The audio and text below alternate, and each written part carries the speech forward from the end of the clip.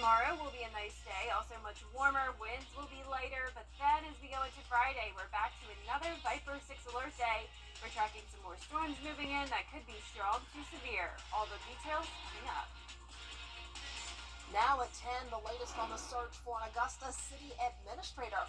Why the field is now down to 2 names. Also ahead, new information in an Aiken murder, who investigators believe killed a longtime business owner. And giving outgoing inmates in Trenton a second chance. We'll hear from a graduate of the program. Your News at 10 starts now.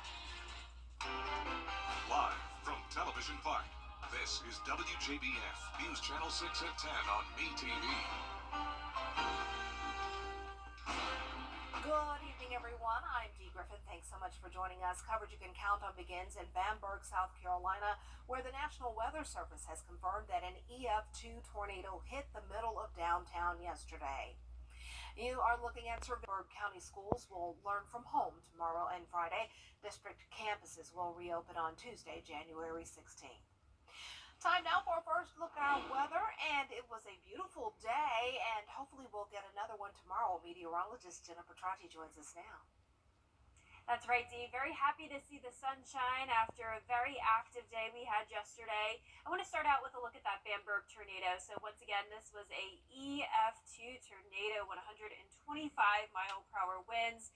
And take a look at the path here. It actually started around the border of Allendale and Barnwell counties and traveled right along Main Highway, taking it right to downtown Bamberg, unfortunately right into the heart of downtown, causing a lot of that widespread damage we just looked at. So very, very strong storm there. And for the rest of us, luckily just wind damage. That was our only reported tornado yesterday. But we also did have some flooding on top of the wind damage, which has caused our rivers and streams to rise above their normal level. So we do have a couple flood warnings in place. It was very windy, not only with the storms, but also overnight. I know a lot of us got woken up by the wind. And check out these reports. We were anywhere from around 40 miles per hour when it comes to those gusts to 64 at Murphy's Estates in South Carolina. Very happy to see those winds much calmer tonight. 5 miles per hour at Augusta, only 8 in Waynesboro and Aiken. We'll take it.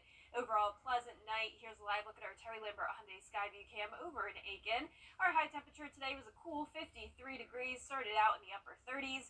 And right now, we're already down to 36 in Augusta. So definitely colder than the previous night. Now, the skies are clear and the winds are calm. 35 in Thompson and Evans. McCormick's still at 40 degrees, 39 in Millen, 37 in Gibson, and 41 in Waynesboro. High pressure is in control. This will keep us dry once again for tomorrow.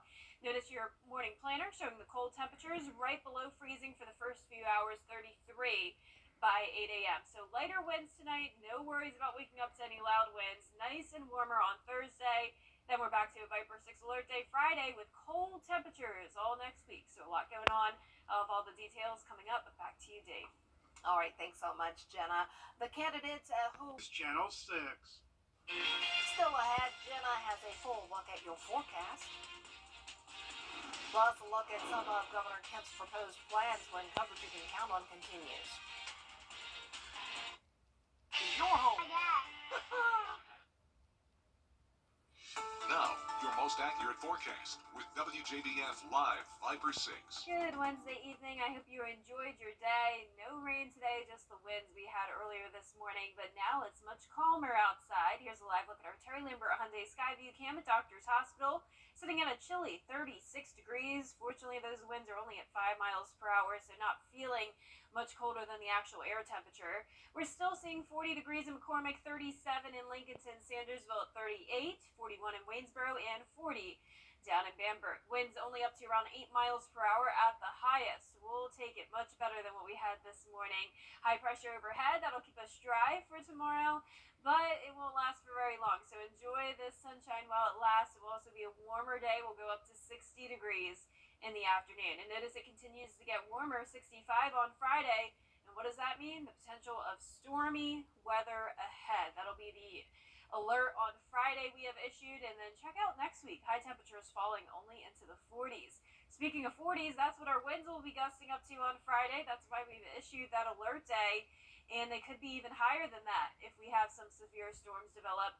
And similar to today's setup, where once that cold front came through, we'll have the winds the following day. That'll be the case Saturday with gustal into the 30s. So here's our setup. We're going to see severe weather to our west tomorrow, and then that threat shifts towards the east, including us. The Storm Prediction Center has already put the entire CSRA under an enhanced risk, level 3 out of 5 on the scale, the same risk we were in on Tuesday. So it's definitely something we're taking seriously here, though this is a different setup, so it doesn't mean it's going to be the exact same outcome as Tuesday. Here's the high pressure moving out tonight. Not much going on tomorrow, just an increase in clouds Thursday evening. Here comes the warm front first. Now, in order to have the environment to produce these strong storms, this warm front will have to lift through, followed by the cold front. Same exact thing we had yesterday. Now, there's the potential that that warm front won't lift through, and instead we'll have that classic wedge setup, which keeps us on the cooler side, lower dew points, and essentially no storms. Here's a closer look at home Friday at 11 a.m. It's dry until around noon. Then here comes all the storms. Now, this doesn't look very impressive, but any of these cells here, for example, this one, could really explode quickly if we have all the right ingredients in place for a severe weather environment. Then we'll also have a weaker line come through. It'll still be very windy though, so something to keep in mind. Even if this line isn't producing the strong storms, we'll still have those winds howling quite a bit.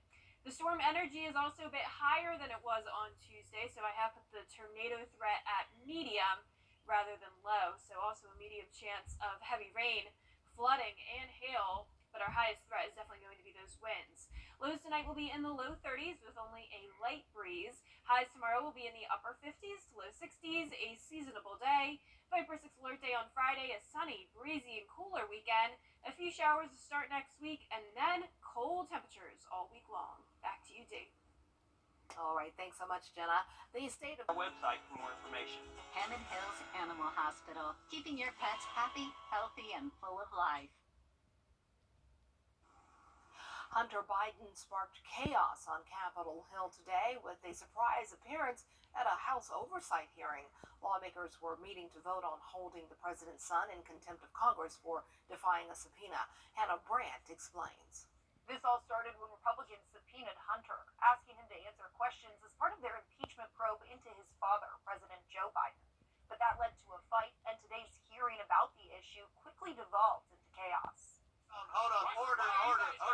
Are women allowed to speak in here or no? Are women allowed to speak in here or no? Because you keep interrupting me. Hunter Biden and his legal team sat in the audience of the hearing room as lawmakers fought back and forth. I think that Hunter Biden should be arrested right here, right now, and go straight to jail. When Republicans subpoenaed Hunter, his lawyers said he would only testify publicly and not behind closed doors. So lawmakers held a hearing to discuss whether to hold him in contempt. But he showed up unexpectedly. It just so happens the witness is here. And then right before Republican Congresswoman Marjorie Taylor Greene started speaking, Excuse me, Hunter. Apparently you're afraid of my words. he walked out.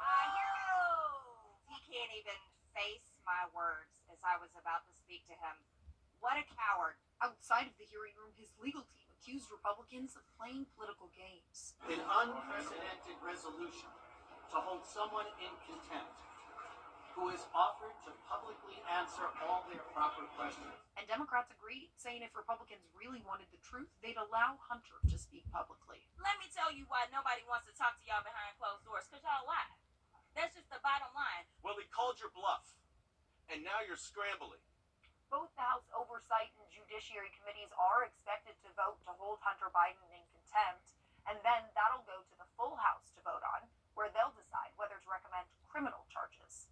In Washington, I'm Hannah Britt. Getting it heated in air. Now, WJBF sports coverage you can count on. There were a lot of very exciting Wednesday night matchups on the hardwood, but over at Augusta University, there was almost too much excitement. The Jags head coach Demetris was ejected from the game early in the first half, which left assistant coach Zach Tinkham to take over as Augusta hosted Clayton State. But despite that, the Jags kept it rolling. That is John St. Germain nailing the three to give the Jags a double-digit lead. They'd hold on to that lead until the 6-minute mark. Then Jaquez Kirby gets in there to extend the lead. Augusta would go on to get the easy win, 73-61. They'll be back in action on Saturday. shocking news out of college football. Longtime Alabama football coach Nick Saban has decided to retire after 17 years coaching the Tide. He led Alabama to 6 national championships and also coached LSU to a national title in 2003. Saban has more championships than any other coach in college football history and ranks 15th in the number of wins. A big thank you and Roll Tide to Coach Saban. This week's WJBF Scholar Athlete is Aquinas' Frank Anderson. Frank is a 3-sport star for the Fighting Irish, playing football, tennis, and track and field. In the classroom, Frank is a SUMA Award winner, graduating in the top 10 in his class. He is also in the National Honor Society, and he helped raise money for cancer research. His parents and coaches say he's a leader and is committed to making a difference in every aspect of his life. It feels really important to me because, 4 years of hard work through football, track, tennis, and plus all my schoolwork. That feels really important that it's finally paid off. We were so surprised, but we know that he is one smart kid and he does his best in everything that he does. So it is truly an honor. Yeah, it's surprised, obviously excited, and just very proud of him. He's very self-motivated, self-disciplined. He sets goals, and he's driving to accomplish those goals. And we're just very proud to see, how much he's accomplished so far and what he hopes to accomplish in the near future. Been a great player for us all 4 years. One of the toughest kids I've ever coached. Played through major injuries every season. Just a great locker room leader. Great guy. We love having him around. Frank's one of the better seniors as far as taking care of the younger guys. He does a great job getting those young guys heads up, picking everybody after practice. Just very positive person to be around. Frank's dream is to attend UGA, and he hopes to run track there as well. A big congrats to Frank and his family. We'll be right back. The 2024. If you've been arrested for a DUI in Georgia, you may only have 30 days to protect your license or your privilege to drive here. Hi, I'm Tiffany Duncan of DUI Duncan, the DUI firm here in Augusta. Visit our website at DUIDuncan.com to see what we've done to help so many drivers. If you've been arrested for a DUI in Georgia, call me now for a free consultation. While the firm, of course, cannot guarantee results, we do guarantee hard work and fast action. Remember the name, DUI Duncan. Start the new year in style in downtown Aiken. Well, last but not least, Cottonwood Canyon in Utah is preparing for potential avalanches. And they're hosting 25 dog teams to help them out. Here's a look at the longest running avalanche dog training in the country. Avalanche danger is already considerable across Utah's mountain ranges and is expected to increase over the next several days. With more storms on the way, we expect that danger to rise and to carry through the next couple of days and easily into the weekend. The heightened danger makes it that much more important for these avalanche dogs to receive proper training. That's critical that we kind of hone our skills every year. We get new teams up and running, and then for our more seasoned dogs, it's just kind of knocking some rust off and making sure they've got the fundamentals down. Ripley is 2, and she validated last year. However, that doesn't end our training. She still has so much to learn, and we do as a team. So we come here to get all our advice from the best instructors and work with other dogs and learn to be the best resource we can. The handlers work through several drills and scenarios with their dogs over the course of a week. This is a big week for the dogs. Lots of different variety, different modes of travel, new areas. But it just teaches them that no matter what the game is, find humans buried under the snow. It's mostly just a game of hide and seek, and the dogs know as their handlers or the quarry is buried in the snow, they know when they find that person buried in the snow, they get to play tug of war. These dogs become a huge asset for their ski resorts and for backcountry rescues. But remember, even though we wear and practice with all of this gear, if I've got to use my avalanche rescue gear, it means we've messed up. It means the accident's already happened. We've got to avoid the avalanche altogether. I just want to play with the dogs. I know, but they're working. They're incredible working dogs saving lives. Working hard. Your dog can do that. My dog probably could. He's Husky, so we love the snow. How big is he? He's 70 pounds. Oh yeah, he's a big boy, and his name is Saban. So I very wonder special. why. I wonder why too, guys. I know. What a hard day for him. Sad day for Alabama fans, but Georgia, we're good. We're gonna win an SEC championship now. I'm excited. excited to see. Next year will be interesting. Very interesting. Well, for our 10-day forecast, we will have a nice day tomorrow. It will be warmer than it was today, making it to 60 degrees, then 65 on Friday. And if we do really get to 65, then that means we will have enough fuel to cause some storms to develop. That's why we have issued a Viper 6 alert day. Once again, we are tracking definitely some gusty winds and the potential chance of hail and tornadoes. Then drying out for the weekend, it will be beautiful, still breezy and cool. A few showers early next week, and then the rest of next week will be much colder, lows in the low 20s and highs only in the 40s. And that cold's going to stick around for some time. Not seeing a warm up anytime soon. Oh, wow. Enjoy the 60s for the minute. Yeah, just 60s with rain though. There you go. The news continues at the top of the hour on WJBF News Channel 6 at 11. But in the meantime, Hogan's Heroes is next, right here on ATV.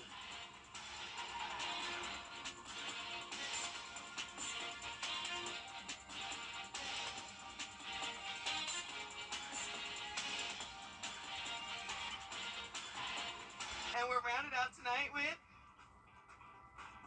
40. Now for your winning Powerball number, good luck everyone. It is 11, and your Power Play multiplier is 2. We'll have nice weather tomorrow, so enjoy that while it lasts because we're right back to some storms on Friday. We have issued a Viper 6 alert days. It will be another very windy day, along with the potential of severe weather. All those details coming up. Right now on News Channel 6 at 11, a homicide investigation is underway in Aiken. The suspect now in custody. What we know so far about the victim. Also ahead, the city administrator field is down to 2 people in Augusta. We'll have the latest on the search. And a rare diagnosis turns into a grueling series of surgeries for a young boy. The surgery and the story from the Children's Hospital of Georgia as your news at 11 starts now. Live from Television Park, this is WJBF News Channel 6 at 11.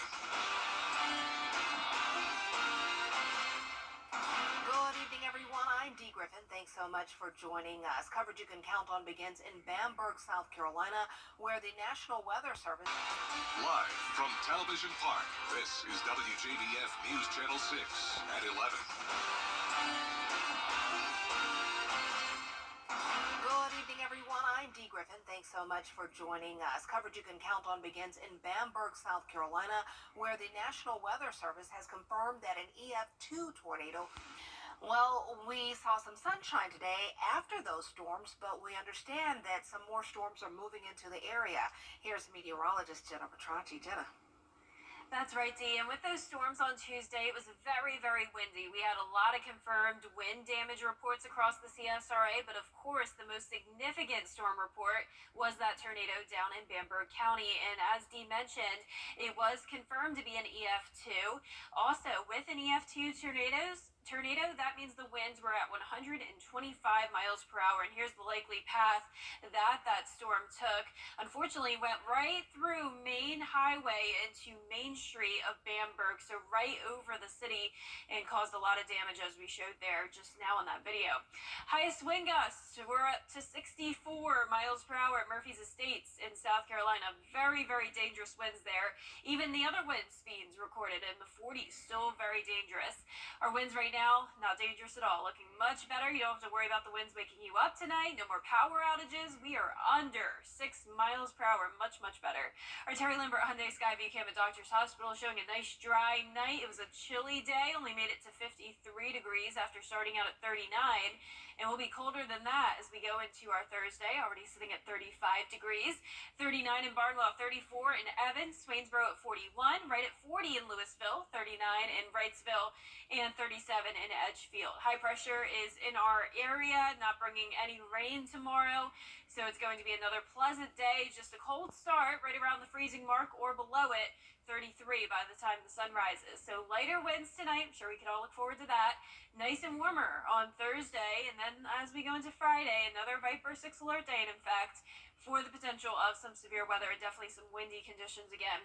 Then next week, we will have some very cold air moving in. Definitely feeling like January all next week. All those details are coming up. Back to you, Dee. All right. Thanks so much, Jenna. We'll see you in a a few more minutes. Coverage you can count on continues with an arrest in an Aiken murder that happened on Tuesday. Third candidate, and the process will move forward with the 2 remaining finalists. What started as a stomach ache for an 8-year-old boy in Grovetown quickly became a parent's worst nightmare. It's a story that has gotten the attention of communities across Georgia. Here's Hannah Latier with the story. He was playing, riding his bike. We hung out with a friend all day. I mean, it really was just a typical day. And the evening of December 15th, he mentioned, that he had a stomach ache. That stomach ache ended up in an emergency hospital visit where he was given a 5% chance of survival and diagnosed with a rare condition called toxic megacolon. They told me they've never had a child in this hospital with that. Hey, bud. It's so good to see you, Hendrix. His colon became so inflamed that his body went septic and he had to be put in a coma while doctors worked on other issues that kept popping up. It's like trying to put out small fires everywhere, every day, and then still trying to go behind it and even figure out clinically why this happened. Now he's awake and even got to open up some of his Christmas presents recently.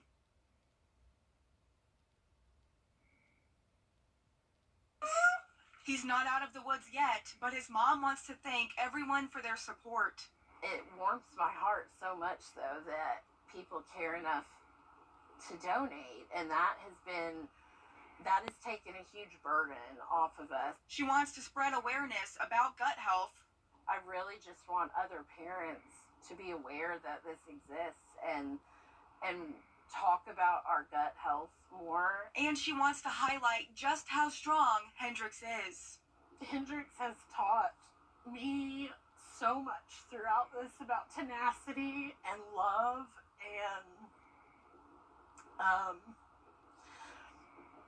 he's just an amazing kid.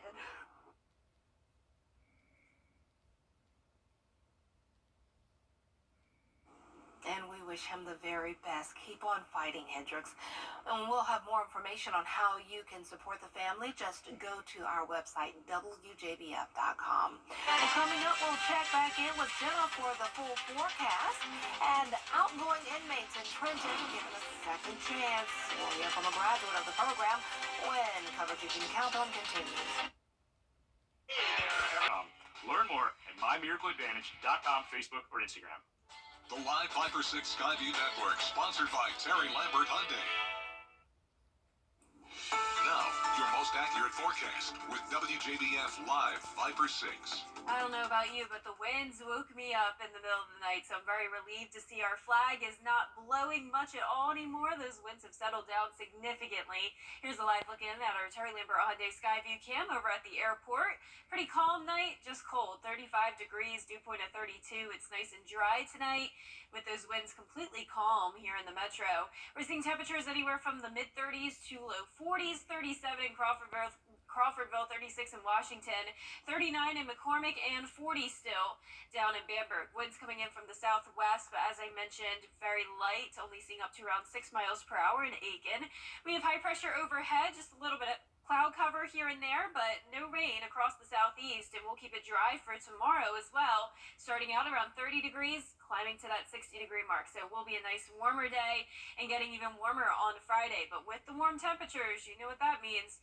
Stormy weather is moving in. So notice the winds are not going to stay light for long. We're right back up to 40 miles per hour on Friday at least. If we have any severe thunderstorms, they could be even higher than that.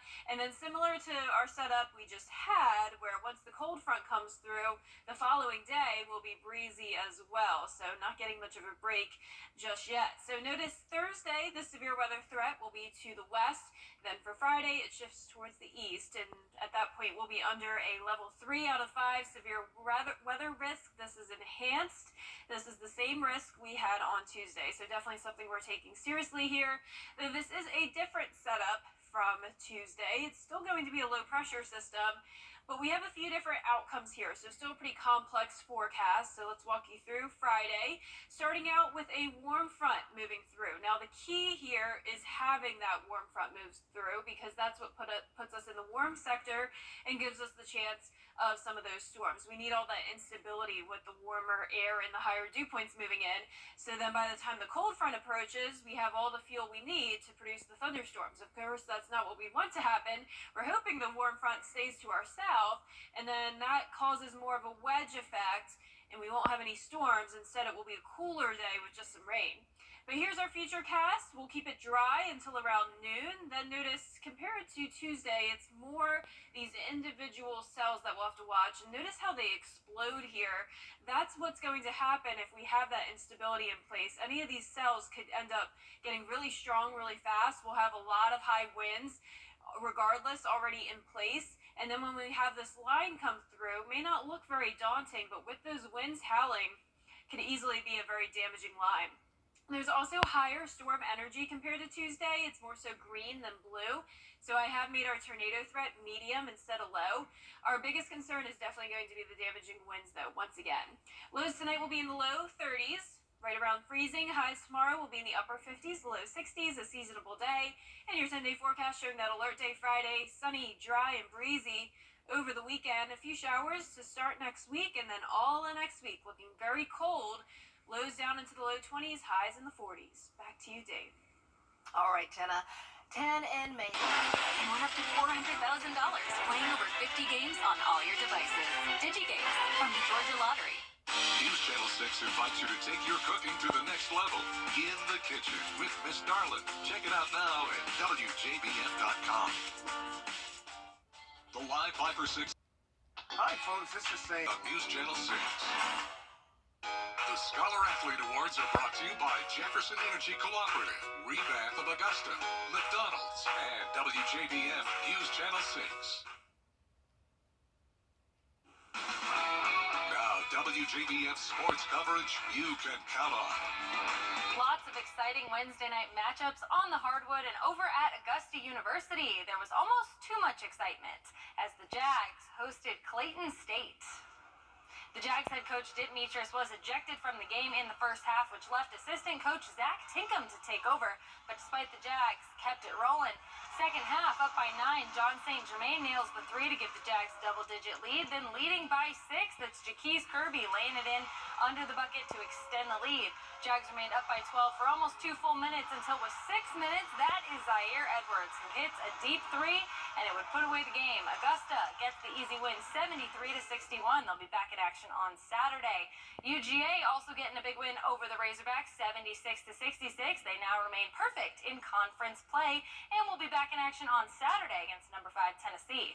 Some shocking news out of college football. Longtime Alabama football coach Nick Saban has decided to retire after 17 years coaching the Tide. He led Alabama to 6 national championships and coached LSU to a national title in 2003. Saban has more championships than any other coach in college football history and ranks 15th in the number of wins. A big thank you and Roll Tide to Coach Saban. This week's WJBF Scholar Athlete is Aquinas' Frank Anderson. Frank is a 3-sport star for the Fighting Irish, playing football, tennis, and track and field. In the classroom, Frank is a SUMA Award winner, graduating in the top 10 in his class. He's also in the National Honor Society and helped raise money for leukemia and lymphoma research through Fighting Irish Fighting Cancer. His parents and coaches say he is a leader on and off the field. It feels really important to me because, 4 years of hard work through football, track, tennis, and plus all my schoolwork. That feels really important that it's finally paid off. We were so surprised, but we know that he is one smart kid and he does his best in everything that he does. So it is truly an honor. Yeah, surprised, obviously excited, and just very proud of him. He's very self-motivated, self-disciplined. He sets goals, and he's driving to accomplish those goals. And we're just very proud to see, how much he's accomplished so far and what he hopes to accomplish in the near future. Been a great player for us all 4 years. One of the toughest kids I've ever coached. Played through major injuries every season. Just a great locker room leader. Great guy. We love having him around. Frank's one of the better seniors as far as taking care of the younger guys. He does a great job getting those young guys heads up, picking everybody up for practice. Just a very positive person to be around. Frank's dream is to attend UGA, and he hopes to run track there as well. A big congrats to him and his family.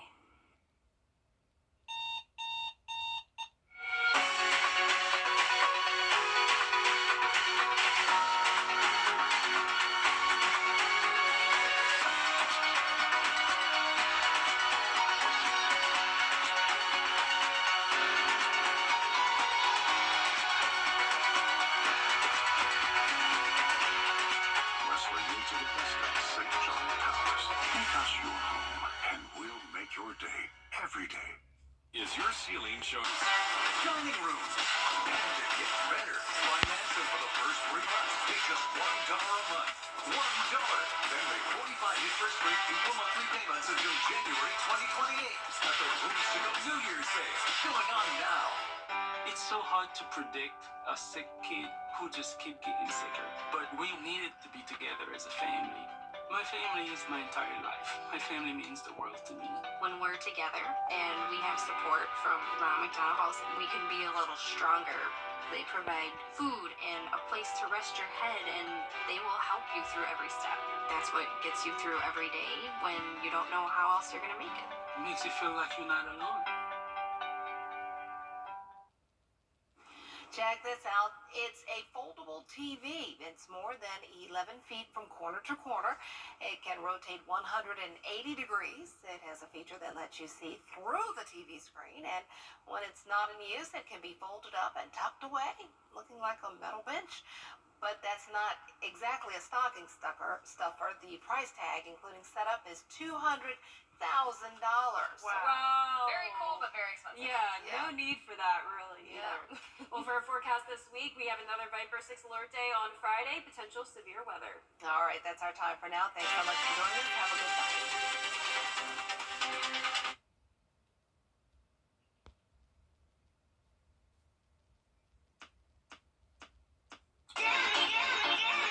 Hello, 2024. The Rooms to Go New Year's sale is here. Say hello, style. Hello, comfort. Hello, savings. Shop online or in store and start the new year off right with amazing sale prices that make anything possible. Let's celebrate. Let's decorate. The Rooms to Go New Year's sale is going on now. Friday on